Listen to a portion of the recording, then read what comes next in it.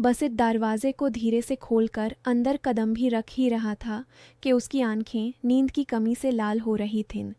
रात के 12 बाज चुके थे और रावलपिंडी की रेलवे कॉलोनी में रेलगाड़ी की डोर की सीटी अभी भी गूंज रही थी। मुनीज़ा रसोई के दरवाजे पर खड़ी थी। उसके हाथों में एक ठंडा कप चाय था जो अब बिल्कुल ठंडा हो चुका था। उसने देखा कि बसित के कंधे झुके हुए थे, जैसे पूरी दुनिया का बोझ उठाए हुए हो। फिर हो गई? मुनीज़ा ने पूछा। आवाज़ में थाकन ज़्यादा थी गुस्से से।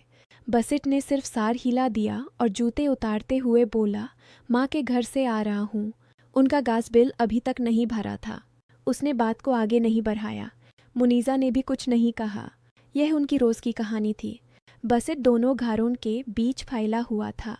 एक तरफ माँ का पुराना घर जो रेलवे क्वार्टर्स में था, दूसरी तरफ अपना छोटा सा घर जहाँ मुनीज़ा उसका इंतज़ार करती रहती थी। अगर आपको ऐसी दिल को छूने वाली ज़िंदगी की कहानियाँ पसंद हैं जो रोज़मर्रा की हकीकत से निकली हों तो प्लीज़ एक बार सब्सक्राइब कर देना। ये छोटी सी मदद मुझे और ऐसी सच्ची कहानियाँ आप तक लाने में बहुत मदद देगी।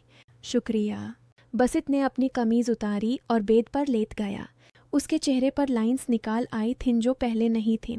सिर्फ पिछले साल ही वो इतना थाका हुआ नहीं लगता था।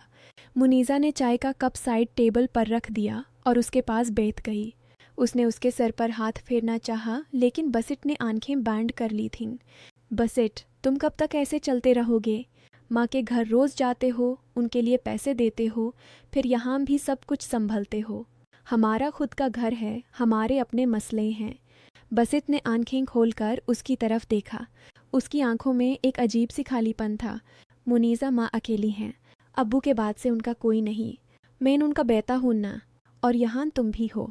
दोनों को संभलना पड़ता है। लेकिन ये बात इतनी सिंपल नहीं थी। बसित का दिल टूट रहा था अंदर ही अंदर। ऑफिस में जॉब भी मुश्किल हो रही थी। कंपनी में कट्स चल रहे थे और उसकी सैलरी से दोनों घर चलाने का बोझ बढ़ रहा था। माँ को दवाइयों की ज़रूरत थी, उनका घर रिपेयर की ज़रूरत था, और यहाँ मुनीज़ा बच्चा चाहती थी लेकिन पैसे नहीं थे। बसित खुद को प्रोवाइडर समझता था, लेकिन हर महीने कर्ज बढ़ रहे थे। सुबह जल्दी उठकर वो पहले माँ के घर जाता था। वहाँ माँ उसे देखती और कहती, बेटा तुम इतने बिजी क्यों हो? पहले तो रोज़ आते थे। बसित मुस्कुराता और कहता, माँ जॉब है ना। लेकिन अंदर से उसे शर्मिंदगी होती थी कि वो माँ के लिए इतना नहीं कर पा रहा जितना उसे करना चाहिए। माँ के घर में छोटी सी रसोई थी जहाँ बसित खुद चाय बनाता, उनके कपड़े धोता और कभी कभी उनके लिए बाजार से सब्जी लाता। फिर ऑफिस की तरफ भागता। ऑफिस में भी दिमाग में घर की फिक्र रहती। बॉस कहता, बसित फोकस करो, प्रोडक्टिविटी कम हो रही है। बसित हान में सर हिलाता, लेकिन उसका दिल कहीं और था। शाम को वापस मुनीज़ा के पास आता तो वो थाका होता। मुनीज़ा ने खाना गरम किया होता, रोटियां तैयार, मगर बसित सिर्फ 2-3 काम खाकर बोलता, भूख नहीं है आज। मुनीज़ा को लगता कि उसे अपने शोहर का वक्त ही नहीं मिल रहा। वो रात को बात करना चाहती थी, लेकिन बसित सिर्फ हाँ में सर हिलाता और सो जाता। कभी कभी वो रात भर आंखें खुली रखता, ट्रेन की आवाज़ सुनता और सोचता कि उसकी ज़िंदगी भी एक रेलगाड़ी की तरह है जो दोनों तरफ के स्टेशंस पर रुकती है लेकिन कहीं रुक नहीं पाती। रेलवे कॉलोनी की गलियां छोटी छोटी थीं। पुराने ब्रिक के मकान, जहां हर घर में कोई ना कोई फैमिली ड्रामा चलता रहता था। बसित का घर एंड पर था, जहां से रेल ट्रैक दिखाई देते थे। रात को ट्रेन की आवाज़ सुनकर बसित को नींद नहीं आती थी। वो सोचता कि पहले वो कितना एनर्जेटिक था। शादी के वक्त मुनीज़ा से बोला था, मैं सब संभल लूँगा, तुम फिक्र मत करो। अब वो खुद से शर्मिंदा था। प्रोवाइडर होने का क्लेम करता था, लेकिन अब लगता था मैं कुछ नहीं हूँ। आइडेंटिटी ही ख़त्म हो रही थी। ना सिर्फ बेटा, न पूरी तरह शौहर, सिर्फ एक मशीन जो पैसे कमाने के लिए चलता है और टूट रहा है। मुनीज़ा भी अपने तरीके से संभाल रही थी।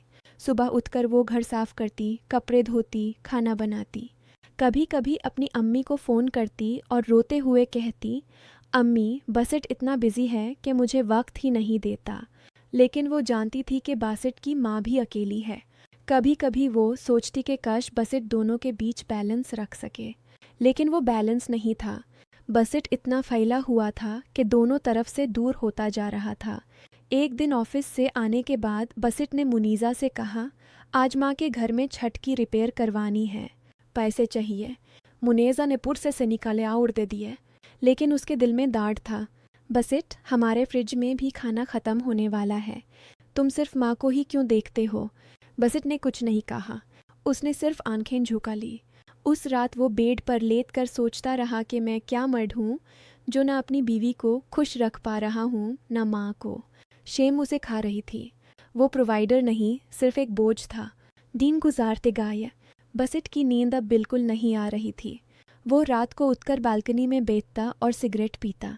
मुनीज़ा जाग जाती तो उसी पानी पिलाती, लेकिन बसित बोलता, तुम सो जाओ, मैं ठीक हूँ।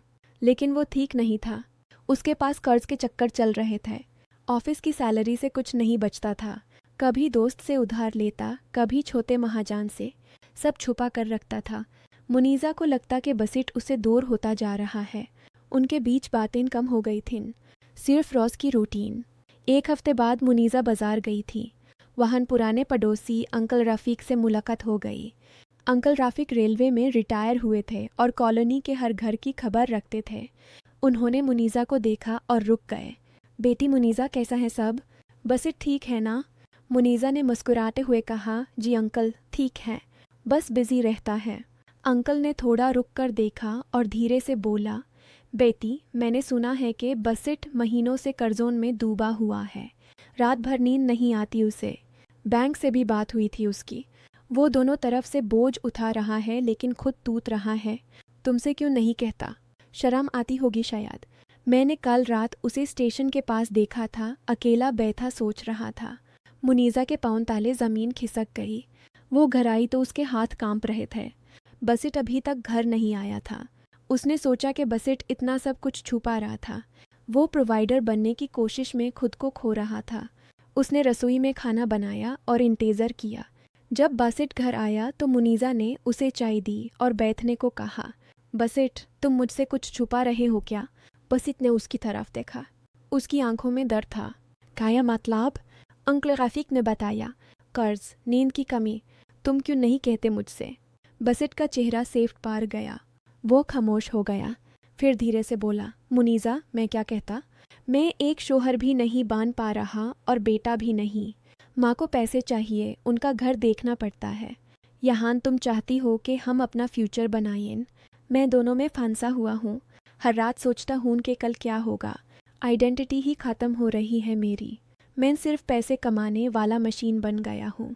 पहले सोचता था मैं सब कुछ दे सकता हूँ, अब लगता है मैं कुछ भी नहीं दे पा रहा। मुनीज़ा ने उसका हाथ पकड़ा। उसके दिल में डांट था, लेकिन साथ ही समझ भी। तुम दोनों घरों के बीच इतना फैल गए हो कि न माँ का हो पा रहे हो न मेरा। मैं अकेली क्या करूँ? तुम्हारा डांट समझ आता है, लेकिन ये बेतवाज़ी जो तुम दिखा रहे हो वो मुझे और दूर ले जा रही है। बसित ने आंखें बैंड की थीं। उसने कहा, मैं खुद से ही शर्मिंदा हूँ। प्रोवाइडर होने का क्लेम करता था, लेकिन अब लगता है मैं कुछ नहीं हूँ। माँ के घर जाता हूँ तो लगता है उनके लिए काफ़ी नहीं। यहाँ आता हूँ तो तुम्हारे चेहरे पर वो ही सवाल होता है। उस रात दोनों ने बहुत बात की। मुनीज़ा ने उसे समझाया कि वो अकेला नहीं है। हम मिलकर देखते हैं, कर्ज धीरे धीरे उतार लेंगे, माँ को भी बता देंगे। लेकिन अंदर से वो जानती थी कि ये बात सिर्फ एक रात की नहीं थी। बसित का इमोशनल कोलैप्स गहरा था। वो माँ के घर जाता रहा। वहाँ माँ उसे बेटा कहते थी, लेकिन बसित को लगता था कि वो उनके लिए भी काफ़ी नहीं। ऑफिस में भी वो चुपचाप काम करता। दिन गुजारते गए। बसित की नींद अब भी नहीं आ रही थी। ऑफिस से आने के बाद वो कभी कभी सिर्फ बैठकर रेल की तरफ देखता रहता। मुनीज़ा उसके पास बैठती, लेकिन बातें कम हो गई थीं। वो समझ गई थी कि उसका शौहर अंदर से टूट चुका है। प्रोवाइडर शेम उसे खा रही थी। वो खुद को आइडेंटिटी के बगैर महसूस कर रहा था, न सिर्फ बेटा, न पूरी तरह शौहर।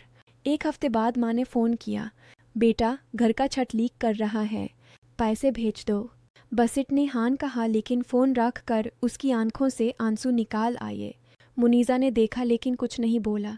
वो जानती थी कि अगर वो कुछ कहेगी तो बसित और ज़्यादा टूट जाएगा। उनके बीच इमोशनल डिस्टेंस अब भी था। मुनीज़ा उसके दाढ़ को समझ लेती थी, लेकिन वो दाढ़ जो उसके अंदर से पैदा हुआ था, उसने उनके रिश्ते में एक बेतवाज़ी पैदा कर दी थी। बसिट अब भी दोनों घर संभालता था, लेकिन उसकी मुस्कुराहट गायब हो चुकी थी। मुनीज़ा रातों को उसके पास लेती थी, लेकिन उसे महसूस होता था कि बासिट कहीं दूर है। रेलवे कॉलोनी की ज़िंदगी ऐसी ही चलती रहती थी। ट्रेन आती जाती, लोग अपने घर संभालते। बसिट और मुनीज़ा का घर भी चलता रहा, लेकिन उनकी आंखों में अब एक नया दाढ़ था। समझ तो थी, लेकिन रिश्ता अभी भी वो ही पुराना, थोड़ा टूटा हुआ सा। कभी कभी वो दोनों छत पर बैठकर ट्रेन देखते। बसिट कहता, मुनीज़ा मैं कोशिश कर रहा हूँ। मुनीज़ा हाँ में सर हिलाती, लेकिन दोनों जानते थे कि ये कोशिश अभी काफ़ी नहीं थी। वो दोनों के दरमियान वो बेतवाज़ी अभी भी खड़ी थी, जैसे एक पुरानी दीवार जो टूट नहीं पा रही थी। जिंदगी ऐसे ही गुजार रही थी, दाढ़ के साथ, समझ के साथ, लेकिन पूरी तरह जुड़ नहीं पा रही थी।